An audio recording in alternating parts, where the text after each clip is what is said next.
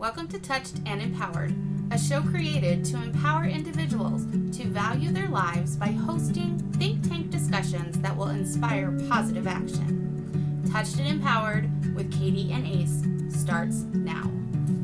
And welcome to Touched and Empowered. This I don't know is, why that was musical, but it was. I love it. I love it. It's really funny because I was talking to somebody before, and when we utilize the skills that we have built over time, sometimes those skills semi take us by surprise and the other person by surprise, True. right? For True. instance, singing. You were in musicals, Katie, weren't you? I was part of several choirs. I grew up watching musicals. We always had the radio on. So yeah, I grew up with constant music, and there is a good section of my life as an adult where music got turned off. Well, I was sharing a household with people. Not all of them appreciated having music 24/7. Or maybe they just didn't appreciate my singing. Either way, I don't care. The point is, I know that's a fact because I was told several times to stop singing in the car because it annoyed them when they were driving. It is what it is. Everyone has an opinion. I'm not judging them. Okay. I am choosing to rewrite that history as they're Okay. just tone deaf, so they don't know what they're talking about. Okay. Yeah, it was funny. I remember growing up and if I was good at singing, the person in the car who was not happy with me singing. So, it rewrite that. I'm just choosing to rewrite it because even though now I don't have music constantly playing like I used to way when I was like a teenager, I find that I either need an audiobook or I need music in the car. I need to hear something if I'm in the car by myself. And I treated myself and bought the soundtrack to the musical Six, which is the six wives of King Henry the fifth, eighth.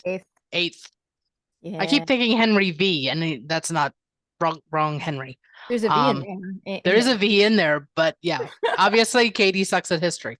But it's upbeat music and it's got lots of satire and sarcastic comments in it, and I find it funny.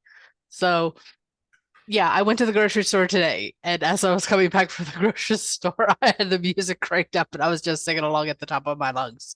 Got a couple stares from people next to me, but I don't care. I was having fun. I was smiling, and that's all that matters to me. That is all that matters. That really is. Yeah. I feel it. It's funny. So speaking of singing, so I was trained as well. I was in 2 musicals in college, and and it was funny. These aren't like the easy roles. These are Yeah. I was Olive in 25th Annual Putnam's Spelling Bee. And then the other one was I was who's the blonde chick in Sweeney Todd? The daughter? Joanna. I was Joanna in Sweeney Todd. Yeah. Blonde chick. I knew who you were talking about though, because again, musicals are kind of my thing. Yeah, I did it because I could hit those notes. In college, we didn't have not many people could. So I was mainly doing it for my friends, and then it turned out to be, oh yeah, I could sing this, sure. And then I think in high school I was in choir, and I think my mother started. I asked my mother if we could start vocally training me early. I think I started when I was 10. So we mainly practiced modern contemporary opera musical music to strengthen my voice. It's very interesting. Yeah, I mean, musical lessons were never an option for me growing up, so it was always whatever's playing on the radio. And then the choir that I was in high school was in a couple musicals. But the funny thing is, well, it's not a funny thing. I did actually audition for county. They had some kind of choir competition thing. Oh. I think when I was in high school. Mhm. And I was so nervous that my voice cracked. And I saw the person who was, quote unquote, judging the competition wince. And my response was, I know I'm not going to get in. I just thank you for helping me learn that I can eventually get over my nerves, and walked off. No idea what repercussions came from that. But the fact that even though I was scared, I still did it. I knew that there were better singers out there besides me, but I still did it. You got in, didn't you? No, Oh. I did not. Oh, I'm sorry. And in fact, I was told by the choir director at the time not to try again. Oh. And I'm like, that's fine. I don't have to sing for anyone else's pleasure. I could sing for my own. Okay. Oh, okay. Okay. Yeah. That's why I said I don't know if it's because of the sarcastic comment as I was walking out the door, or if it was just because of the fact that my voice cracked and they told the choir director not to, tell her not to come back. I don't care. Again, rewriting the history the way I want. Yes, you can. And yes, you will. Yeah. So funny enough, I think I had and I still know this from childhood. I had like a self-worth issue. Definitely still do. Yeah, still there. Still there. Mine too. And what I found really interesting about this wonderful issue is it made me work harder until I thought I was good enough. Mm-hmm. Which means I totally overshot everything I did. Like I remember I was like, I want to get a job out of college. So I did 8 internships. Oof. My son's trying to get into 1 internship right now. I couldn't imagine trying to get into 8 with his crazy schedule. Yeah, I did 2 at once too. And I had a full-time student, and it was like, well, there were 2 reasons for that in college. One, because I was getting over a breakup and I didn't want to think. Understand that. Midnight agrees. Yep. Like, I'm glad that guy's not around. Come here, baby girl. 2, I remember the competition. People told me it was competitive, like it was going to be very competitive, and I felt like I was behind. I thought that, I didn't have enough under my belt, and the college I went to wasn't strong enough for me to get the positions that I wanted. I was wrong. We love it when that happens.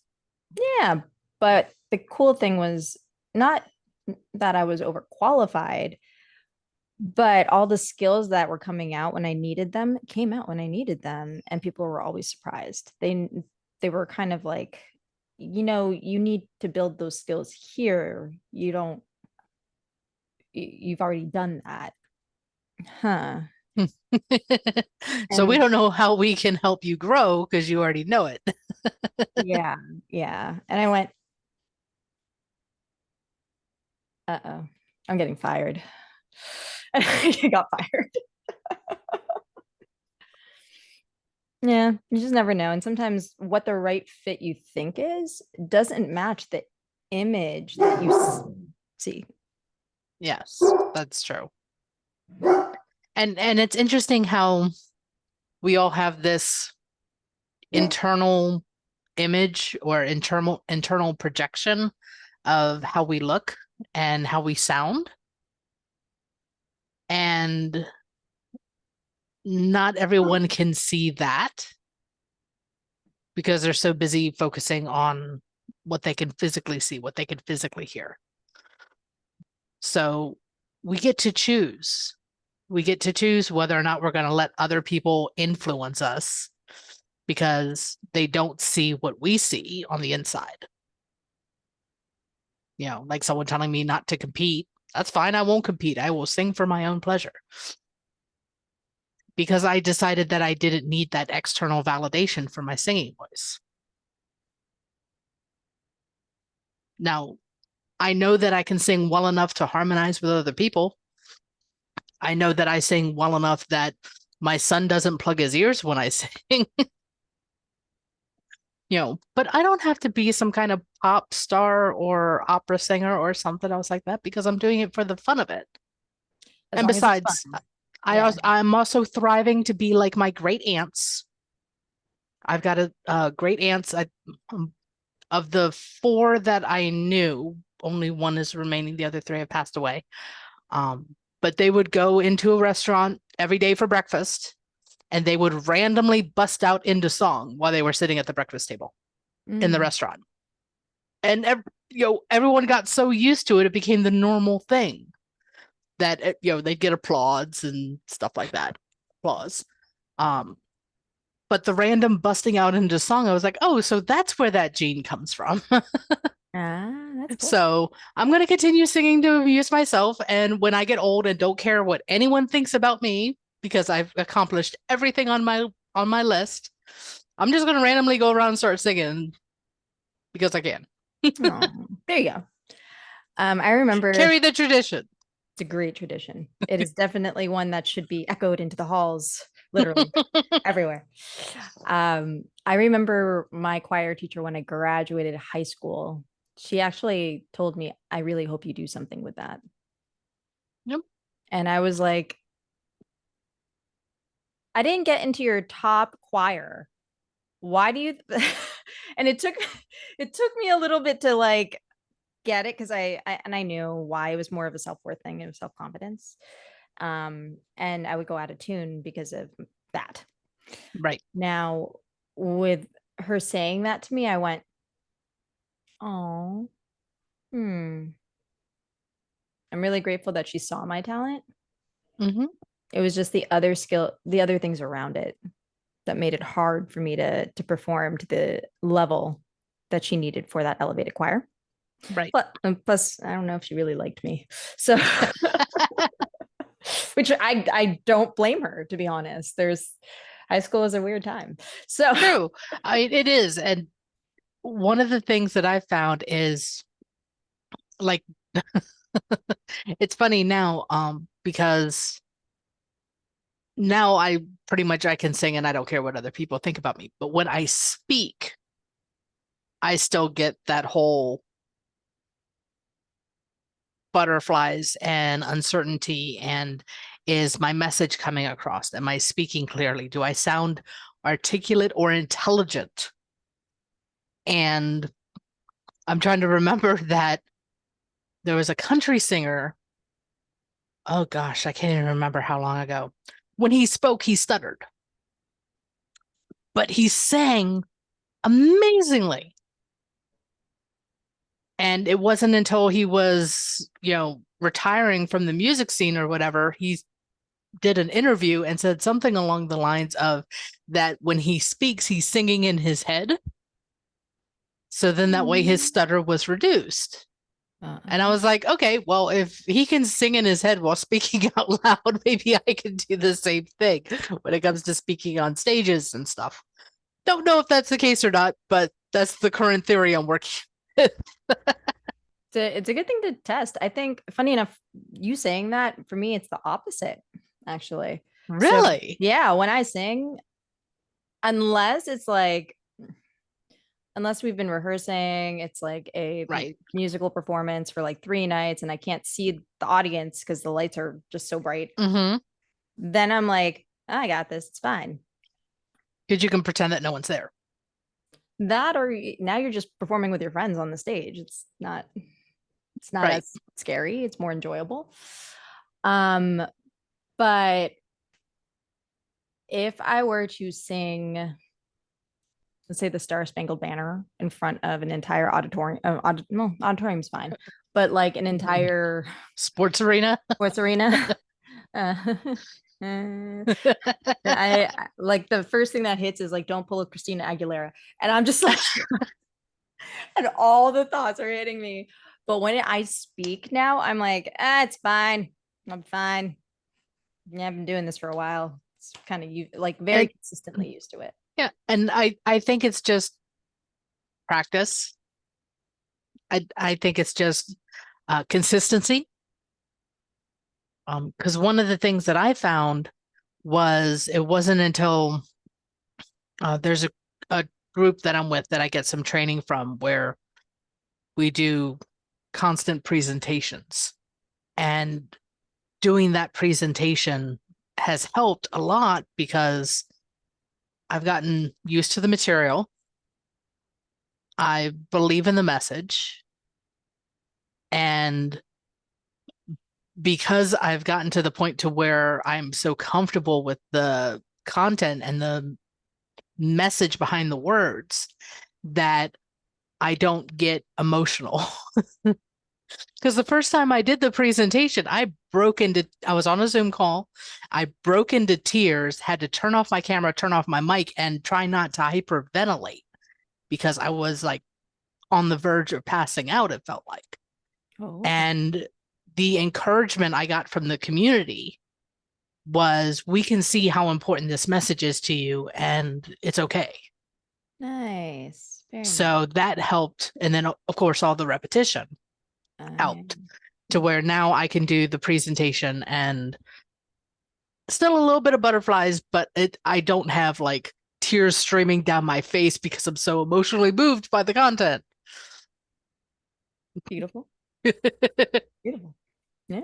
No, I It happens on occasion, but you know what? I've decided that it doesn't matter. Yeah. I don't think the last time I sang was when I was doing energy healing on you. Yep. It was only a few days ago. So yeah, that's probably it. Yeah, that's it. That's really it. I was like singing. It's like, it's so funny because like those nerves, after a while, you finally just get over it as you keep going, Yeah. as you keep building. And the panic attack is so important, in my opinion. Like it's actually, Well, the panic attack came from, oh my gosh, they're going to be mad at me. I failed.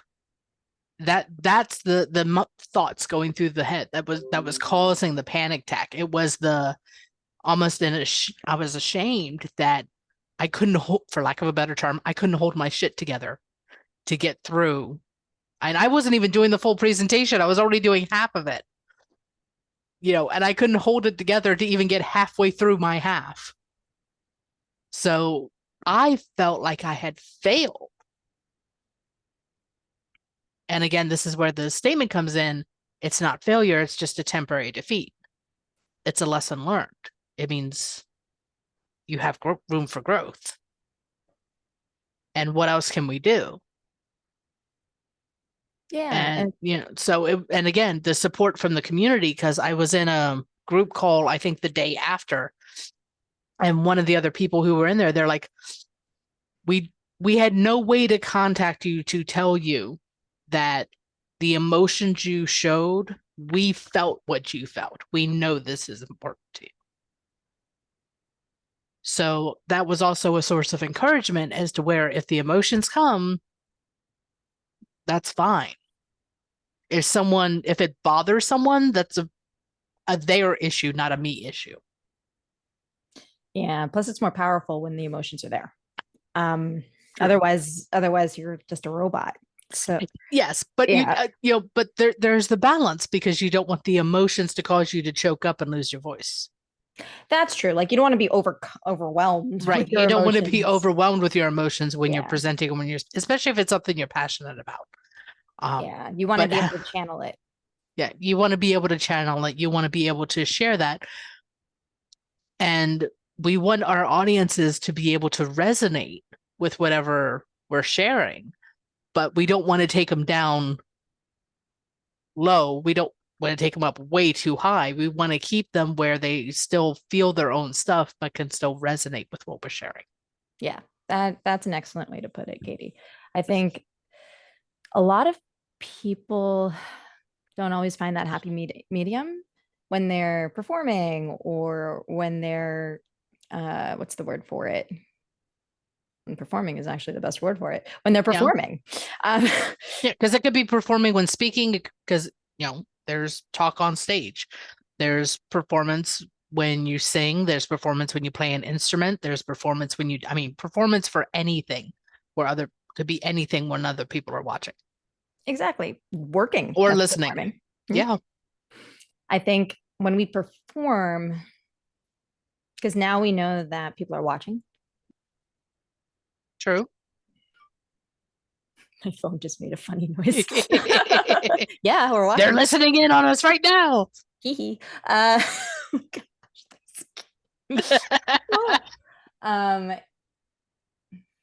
feel like we're actually always being watched, as pointed case. Yeah, because right there. now my phone's doing it too.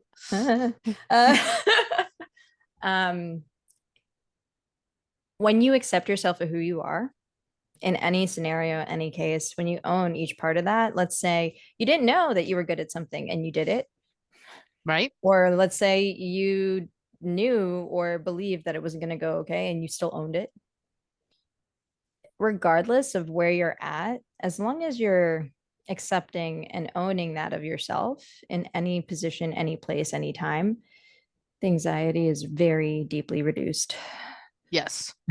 So deeply reduced. Very much so. Like mine around drawing. I know that I am not an artist, which is why I usually ask my son to draw stuff for me when I need something hand drawn. But I get by, and that's all that matters. And I'm okay with that. Yeah. See, but there are other people that, can pick up a pencil and they instantly know the proportions and the shadings and everything else like that because they're naturally gifted. And that's fine. I don't want to have every gift on the planet. I cannot do that. You should see my elephant. Oh, it's awful. Like, I can't draw that for crud, but I can do this. This is perfectly fine right here. Yeah. This is my abstract is perfectly fine. Yeah, abstract genius is right here. I'm good there. Yeah. Well, I know that I know that my drawing skills are not all that great. And the best example I can give is I did a very simple line drawing of a hippo with a unicorn horn. And someone looked at it and said, "Wow, that's a really cute cow."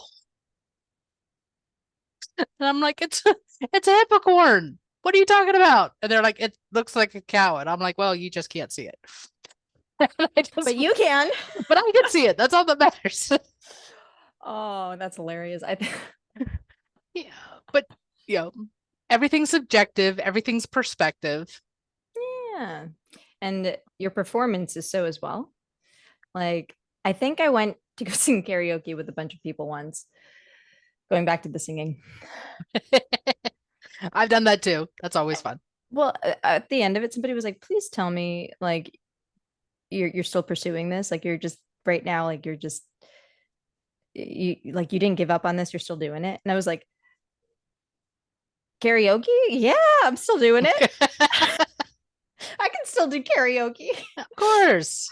But when it comes to performing, I think Katie and we talked about this. I was clarifying what my boundaries around what I'll do to the universe. And I was like, I will 100% act, sing, not sing, but act. If it's a musical role, I'll sing. Model when it's the right fit, like when it's the right thing for me at the right time, when it's not during our retreat. And I know I'm protected and fairly compensated in the best way. Right. Perfectly fine. Perfectly okay with that. Anything outside of that? I have to travel. You're paying for my dog's room and board. Got to take care of midnight. Yes. Yes. But I appreciate it. It's just more of like, it needs to be the right fit. Otherwise, I'm not going to feel comfortable to perform. And if we're comfortable to perform, we can do anything. That's true. Especially with alcohol and karaoke. Yeah, anything. The last time I went to karaoke, I actually did not have any alcohol because I was the designated driver. Oh, nice. And everyone seemed to be perfectly fine with the fact that I was not drinking, which is great. But I will jokingly say, because I love the friends that I went with, that the audience seemed to appreciate my singing more the more alcohol they had. Well, you see, there's something about that. There's something about that. And again, I'm okay with it because I know that's not one of my gifts to bring into the universe. It's just something Katie does for Katie. Yeah, for me, it's singing in the shower. Oh yeah, Okay. showers have great acoustics. Yeah, and when I had a partner or had partners. Okay, just one at a time. Sorry. I didn't have many. I knew what you meant, but thank you for clarifying. Just wanted to clarify the world. Let's see. I remember they would video me when I was in the shower and they were like, why don't you do this? And I'm like, Well, because I don't want to. I don't have to. All right. By the way, there you go. I don't have to. I like that answer. I don't have to. Ladies and gentlemen, so this is something that I learned last week. Oh my gosh. A mom told me, she was like sharing this at a Buddhist meeting. And I thought it was the most brilliant piece of wisdom she could have ever shared that wasn't related to like Buddhist text. But she mentioned that her son has struggles with social communication. Right. He has a special needs, I guess you can say. And in this adult class where they were teaching this, anyone who qualifies with that type of disability, they were teaching them how to set boundaries. Okay. Because sometimes we can't verbalize it when we don't know how. Right. So they were being educated on how to say and that was the boundary he used on his mom. Because I don't have to? Because I don't. And she said to everyone, I was pissed. But I had to stop, reflect, and think about it because he was right. But sometimes it really can be that simple.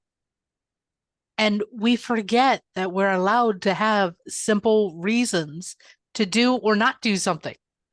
Even if that reason is, it seemed like a good idea at the time. Yeah. And that's still a valid reason. It's a valid reason. There was a TED talk about, on being wrong. You can totally Google this. It's hilarious. And essentially, this woman mentioned how this one surgeon at Harvard did the surgery on the wrong leg. Oh. And the dean of medicine at the time just had to come out to the public and just say, for whatever reason, he thought he was operating on the right leg. And it was a valid reason. It was a valid reason. Which is really funny if he did the operation on the right leg, but it needed to be done on the left. Right? And then it's like, then he definitely had the right reason. But he definitely had the right leg in that case. I'm sorry. That was a really bad dad joke. These are some dark humor moments. But this is just reality. What are we going to do? We can either laugh at it or cry. Laughing has less of a headache. So true. And it's one of those that no one is infallible. Yeah. And being okay with that. Being able to find the humor in our mistakes. Like, I will share my mistake this morning. I have a set of canisters that sit on my kitchen counter. That's a flour, sugar, coffee, tea. They are ceramic. I think they're ceramic. They're either ceramic or porcelain. I don't remember. I got them from my grandmother when she passed away. Oh, yes. And so I had the lid for the sugar canister off because I was making my coffee this morning. And I went to put the lid back on and it slipped out of my hand and shattered. That's the thing that broke. Okay. I was devastated at that moment because I thought that all the thoughts going through the head. I am not honoring my grandmother's memory because I'm not taking good care of the things that I have from her. I am clumsy. I am too rushed. I am too overwhelmed because I'm not, all of these thousands and thousands of more thoughts, but I can't articulate them all. And it's interesting because as I finished making my coffee, sat out on my back porch with tears streaming down my face, I Googled, what are the superstitions around broken porcelain or ceramic? Because we know what the superstition is for a broken mirror, right? Right. So I'm like, okay, so what's the superstition here? And it turns out that there's a lot of positive superstitions around broken pottery. You know, like the Japanese art where they take the pottery and they use the liquid gold to kind of put all the pieces back together to create a new form of artwork. In Germany, they actually break porcelain plates and shatter it into little pieces so it catches all the light. So then that way you can see all new possibilities in the relationship you're in. You know. Is that why all of my plates broke?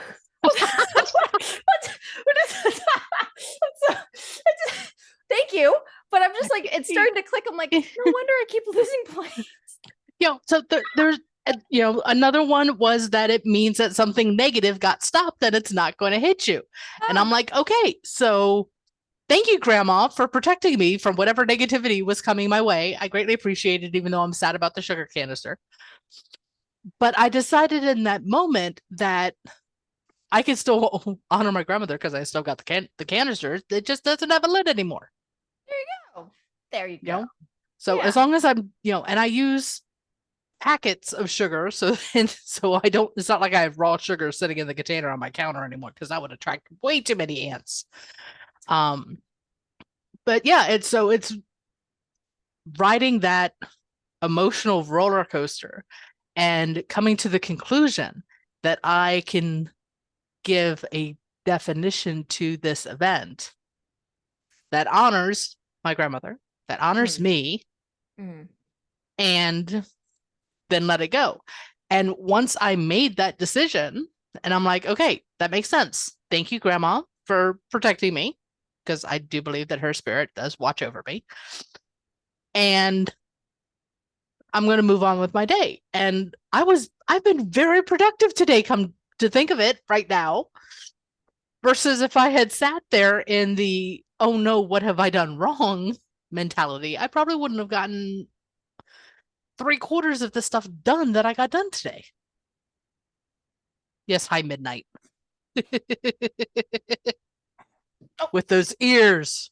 My I'm very proud of you for going into the positive spin, because I woke up with like not that. I had like all of you were texting me that you had some very interesting dreams, not necessarily nightmares, but very interesting dreams. Very interesting dreams. And I was just kind of like, I don't like this. And then additionally on top of that, I felt like there was something blocked. And I thought it was something fortunate. Like there was like fortune blocked versus misfortune blocked. Very different. So I just very different. So I literally sat and chanted for about 2 hours. Actually, I'm like, what is this? Why? And like not fully riddled in fear, but more of like, all right, what do I need to do? Right. Because even if it is a negative reality, like a negative real circumstance, like I know I can still overcome it. It's just like, what do I need to do to overcome it? How do we? Yeah. What do I need to prepare? What do I need to accomplish? Those kinds of thoughts. You know, as my dog is digging behind me, what do we need to find? What is it? By the way, if you are watching on YouTube, I promise my dog in the background, we know she's meant to be there for comedic relief. Yes. So please enjoy how big she is now, by the way, because she is humongous. She's like bigger than the painting. She's bigger than you if she stands on her hind legs. Let's be honest. By 2 inches and by maybe 30% girth. She's a very big dog. Yeah, she's my baby. Yeah. I love her. My baby girl. Yeah. You know, but again, we get to choose the meanings that happen for the events of our lives, whether it be the singing or whether it be a broken piece of pottery. Because I'm not even sure what the canister is made of. There's a mark on it that's so faded that you can't read it anymore. So all I know is that it was grandma's. But again, we get to choose the meaning that goes to whatever event happens in our lives. So then that way we can overcome, we can learn the lesson, move on, and keep growing. Yeah. Even if my singing never improves. It's for you. It's for me. That's all that matters. It's for me. And on that note, my dog is barking up a storm. And it's coming to the end of our recording time too. Yes. Which went really fast this time. So we'll have to do another one soon. Like we don't do them every week, Katie. I know. You know what I mean. Yes. Yes, I do. Thank you so much for supporting, listening, and I hope you receive some amazing treasures of gold from our interesting conversations that just happened to come out with some wisdom here, there, and everywhere. Everywhere. And a lot more often than I thought. Anyways, yeah. Take care, everyone. Bye. Thank you for joining us. We hope that the discussion today will inspire you to take positive action in your life. Until next week, be empowered.